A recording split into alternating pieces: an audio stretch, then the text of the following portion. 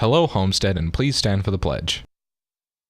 I pledge allegiance to the flag of the United States of America and to the republic for which it stands, one nation, under God, indivisible, with liberty and justice for all. And now for a moment of silence.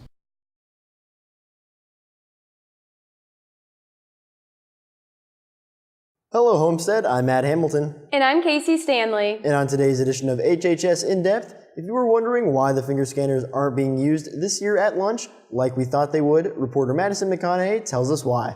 Reporter Sahar Moshref tells us about Homestead teachers who are using Twitter as a way to connect with students outside of school. And with the big game tomorrow, we'll bring you another edition of The Nut House.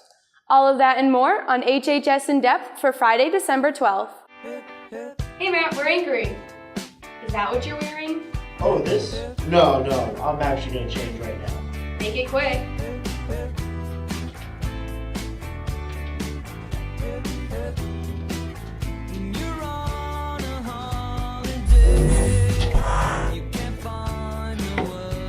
I thought you were changing. Oh, you're right, yeah.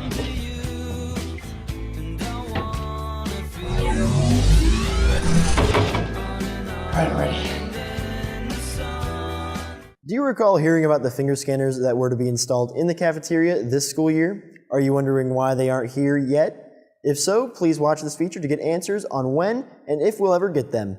Last year, a replacement for the current lunch paying system was proposed, which introduced biometric finger scanners to the lunch lines of Homestead. Business manager Mr. Copeland of Saks was one of the idea's many supporters. We started looking at the finger scanning system to help for a couple reasons in the food service area. Number one is for kind of speed, for efficiency of getting through the line. Hopefully that would be quicker than using the card or actually punching in the numbers for the students. Another is for security. We do know that some student numbers were used by students other than those who had those numbers. So there was the possibility that other people were using the accounts of other folks, other students. So that's another issue for the security of those students. So those are two reasons we started looking at it in food service. But then we also wanted to look at it further because we could implement it elsewhere. We could do it for attendance, we could do it for extracurricular type events for students to go to, and maybe even expand it out to transportation and other areas in the district. There were many difficulties that arose with the scanners that delayed progress, but the Southwest Allen County School District has been working through them. Some of the complications that arose as we started to talk about it and potentially implement the program were there was some issues with some of our constituents, some of the parents, with the student privacy with the finger scan. That's fine. We had issues, we had ways to get around that, basically an opt-out system if you didn't want it in the program. But the main reason we haven't moved forward right now is started hearing from other states, in particular the state of Florida, where their legislation in Florida, those legislators have banned finger scanning or biometric scanning for students. So we're kind of holding off right now, just waiting to see if the Indiana legislature follows suit and does that same type of legislation for this next session. Once the Indiana legislature determines the legality of these scanners, Southwest Allen County School District will determine their course of action of implementing these into our school. If the finger scanning system is not made illegal by the legislatures, I think we'll try to implement it in some form or fashion in the school district. First and foremost, we want to look at the food service program, and then, as I mentioned earlier, maybe go beyond that and do it in other areas. But first and foremost, we need to make sure that the legislation is going to not act upon it and make it an illegal thing for schools in Indiana. Students can still expect to see these scanners in the future once they have been approved by the state and necessary adjustments have been made. For HHS In Depth, I'm Madison McConaughey. Higher ed students who have a conflict with their finals at higher ed and their class at Homestead, please pick up an information sheet from Mrs. Fitt in Student Services. Attention all higher ed students who will be taking a college course at a local university second semester. You must turn in an official spring schedule of your college classes to Mrs. Gates no later than Tuesday, January 6th. Students who have not submitted their spring college schedules to Mrs. Gates will not be permitted to leave the building.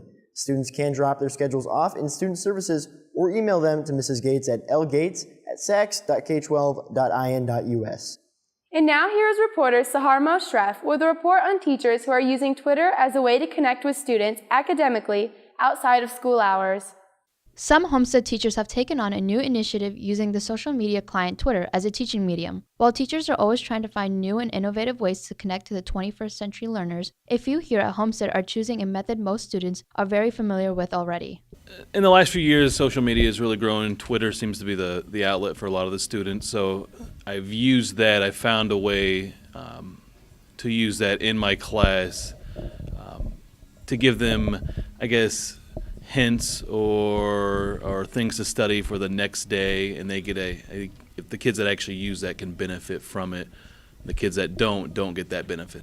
Well, I like to use Twitter just to let students know what's going on in the classroom, what kind of assignments we have in the coming days. But I think that it's fun to use it for other things. I use it for trivia as an opportunity to, go different places. Maybe history's so broad, we cover so many topics that it gives me an opportunity to maybe cover more details that we couldn't get to in the classroom. Also, you have an opportunity, I think, to reach students that really enjoy history in something above and beyond the classroom setting. We have discovered teachers are receiving a positive response from students to this new learning medium. The students have responded pretty well. I would say that maybe a third of them follow me on Twitter. And again, every now and then when I'll post something interesting or I'll put a question out there, there'll be some good responses. A lot of times students are using tweets to ask questions as well. You know, that we had a big assignment due this Monday, as a matter of fact, and there were probably 3 or 4 questions that came in over the weekend about the assignment. And instead of sending it via email, instead of putting a message on My Big Campus, the questions came in Spanish on Twitter. So the students who use Twitter, the students who are following me on Twitter, they seem to have responded pretty well to using it. And again, it's just really cool to see them doing it all in Spanish.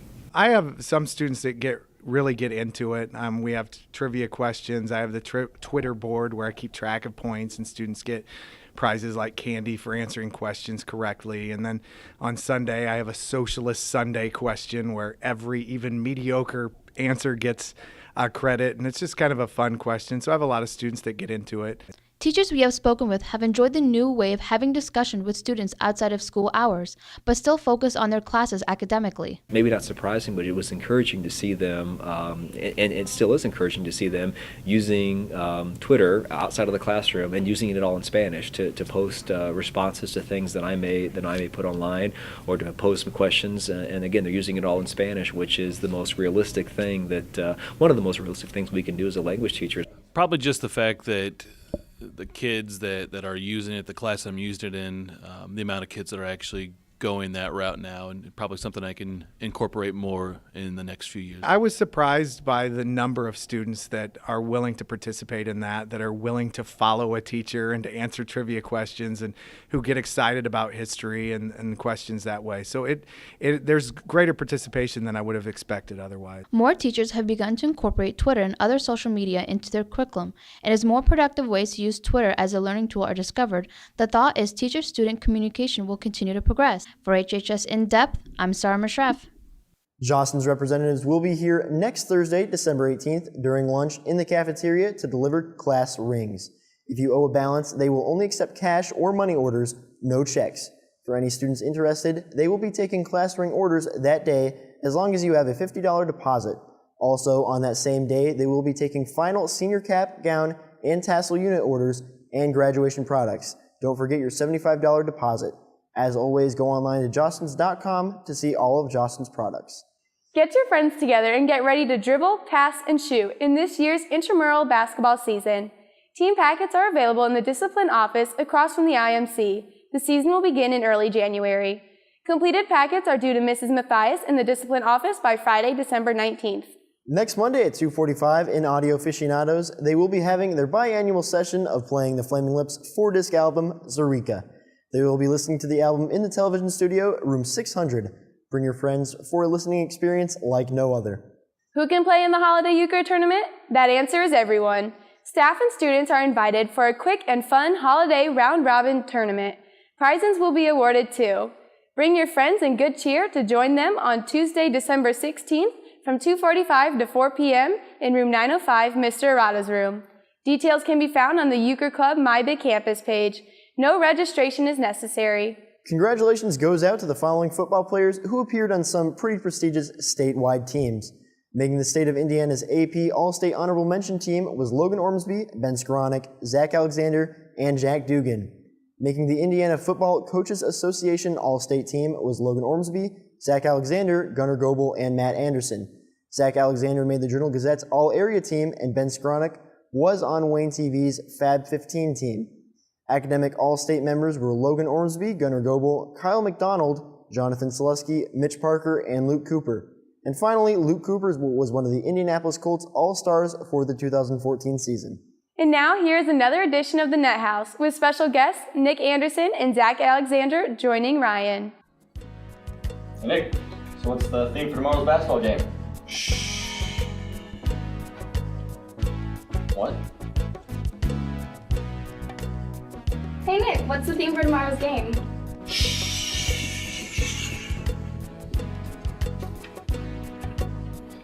What's up, Nick? What's tomorrow's theme? Bro, just be quiet. Sorry, Nick. What's up, dog? Doing great, how about you? Why are you blowing everyone off? Everyone wants to find out what the theme for the game is. Dude, I've been telling everyone, it's a silent night, so you gotta be quiet. Oh. Come on, we gotta go record in the house. Let's go.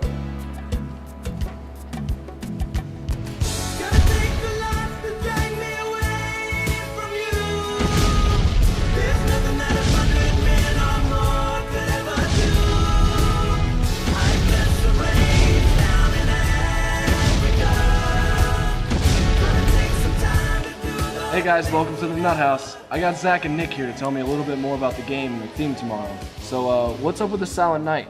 So basically what we're gonna do is before you go to the game, make sure you're wearing your holiday wear, so your reds, your greens, your Santa hat, your reindeer ears, whatever you got, and make sure that you get there on time.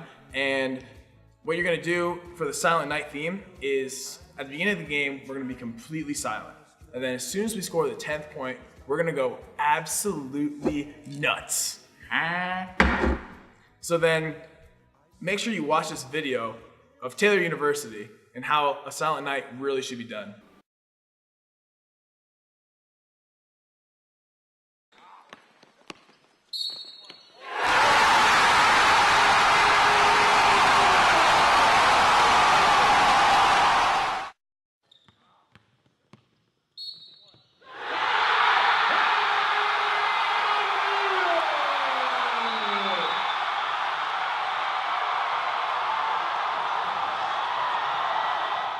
Wow, that looks pretty impressive. Do you really think we can do that, Nick? I know we can. What do you think, Zach? I think we can. I like a structure. Strongest at the bottom, but we need stability at the top. Stability. Okay? So that means you gotta get off your phones and pay attention to the game and get rowdy. So we're gonna break something new out tomorrow night. What is that? Yes. It's gonna take place during defense and free throws, and it's the Harley Davidson. Guys, would you join me? Fellas, start your engines.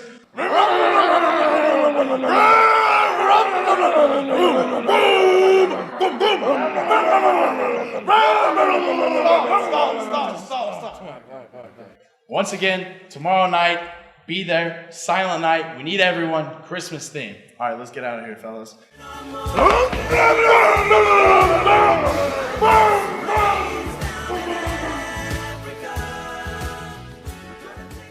Well, that wraps up this edition of HHS In Depth. I'm Matt Hamilton. And I'm Casey Stanley. Don't forget about the girls' basketball game at home tonight. It will be a whiteout theme. And here's this week's picture of the week. To submit your photo, please send it to Drake White at drake.white@students.sacs.k12.in.us. Today we leave you with a teaser trailer for the revival of Tech Talk, which is coming to a TV screen near you. Have a great weekend, and we will see you next week. And also a selfie at HHS In Depth is our Twitter, and we Follow post it. mad selfies, so.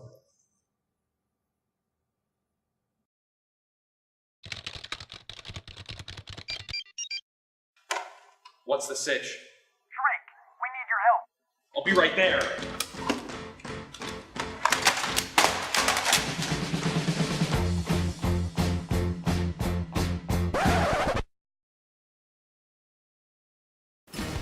Who are you? Call me Mace Windows. What? Chris. Just call me Chris. Oh, all right. I'm the Tech Talk guy now. No, I'm the Tech Talk guy. Just try and stop me.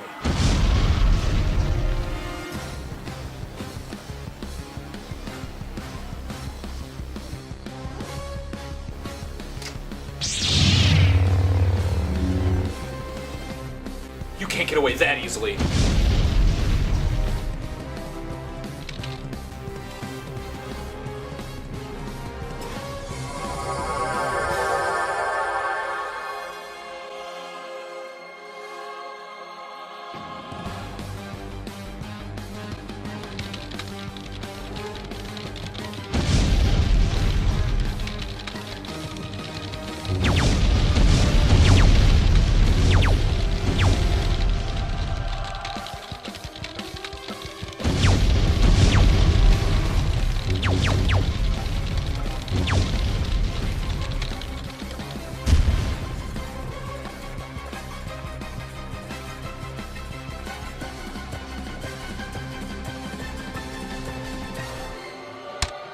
I hope you're ready to be key logged.